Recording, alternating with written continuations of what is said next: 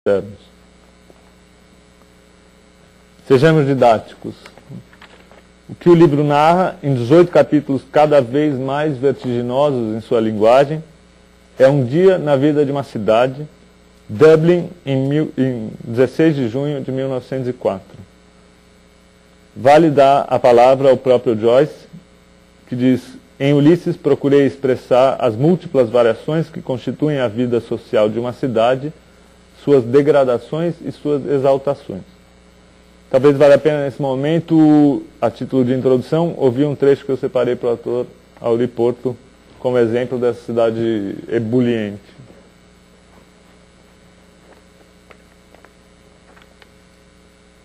Seu sorriso se esvaneceu enquanto ele caminhava. Uma nuvem pesada escondeu lentamente o sol, deixando na penumbra a fachada altiva de Trinity. Bondes passaram uns atrás dos outros, entrando, saindo, tinindo. Palavras inúteis. As coisas prosseguem do mesmo modo, dia após dia.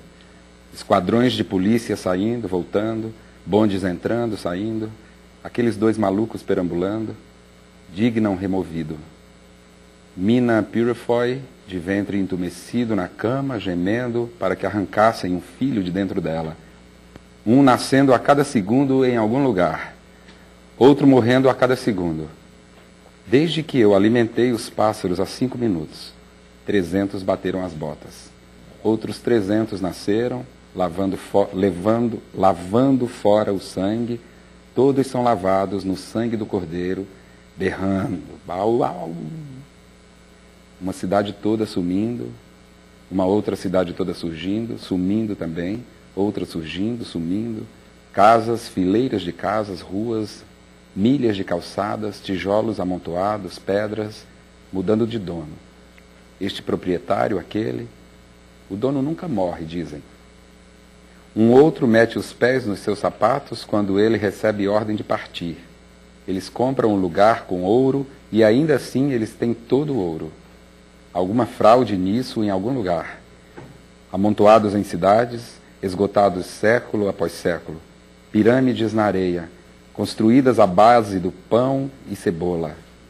Escravos da muralha da China, Babilônia, grandes pedras deixadas. Torres redondas. Resíduo de cascalho, subúrbios esparramados, construídos às pressas. Casas de cogumelo de Carwall, construídas de brisas. Abrigo para a noite. Ninguém é nada.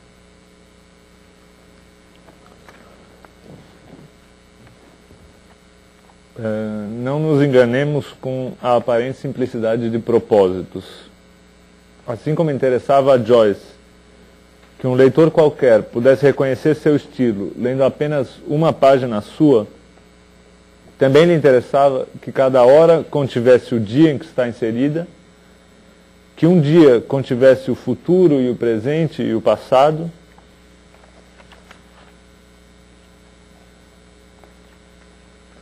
que uma cidade metonimicamente valesse pela sociedade inteira, que um homem, por mais único que fosse em suas peculiaridades, representasse toda a humanidade.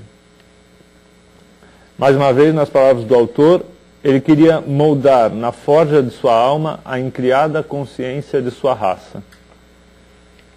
Queria que o livro, em suma, se equiparasse ao mundo não a ponto de retratá-lo com fidelidade, mas a ponto de usurpar seus atributos e rivalizar com ele. E Joyce não se fazia de rogado. Seu livro não pretendia apenas ser um mundo à parte. Pretendia constituir todo um organismo e referir todo o conhecimento, todo o espectro de conhecimentos.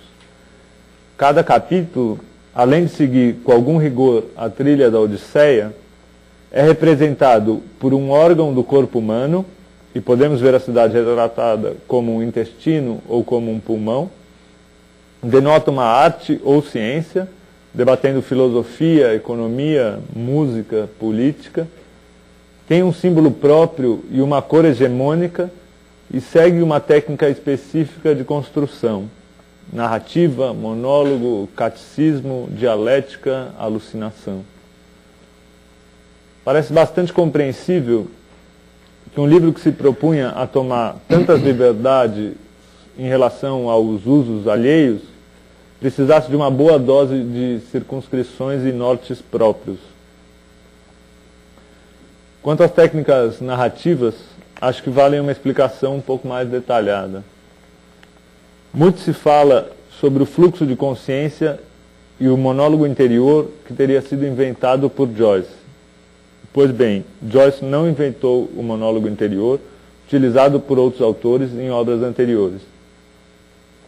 O que Joyce fez foi consolidá-lo de maneira revolucionária como método narrativo, explorando distintamente a psique de cada um de seus protagonistas e atribuindo-lhe um jeito próprio de pensar, um ritmo próprio, uma cadência própria. Mais que isso, Joyce liberou o narrador da univocidade que predominava antes, dotando-o de total independência e maleabilidade.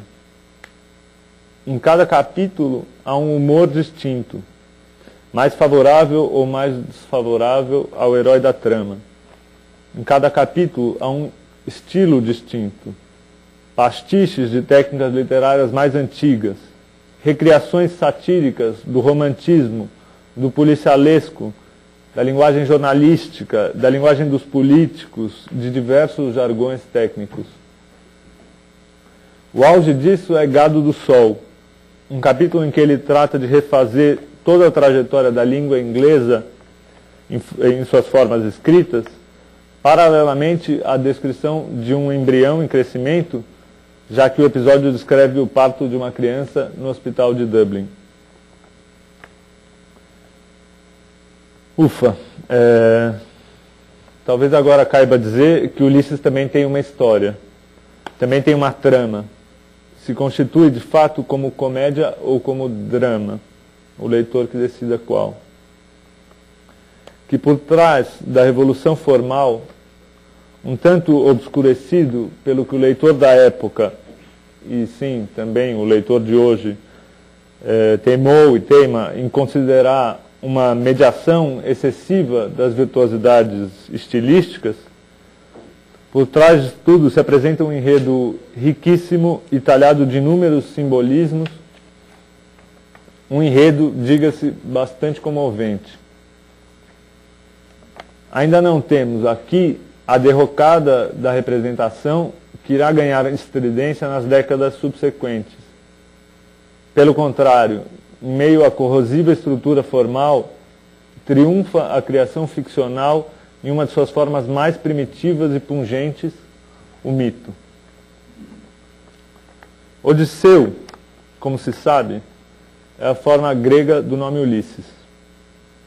Joyce gostava de citar uma etimologia do nome proposta no século XIII, em que Odisseu seria uma combinação entre Outis, ninguém, e Zeus, Deus.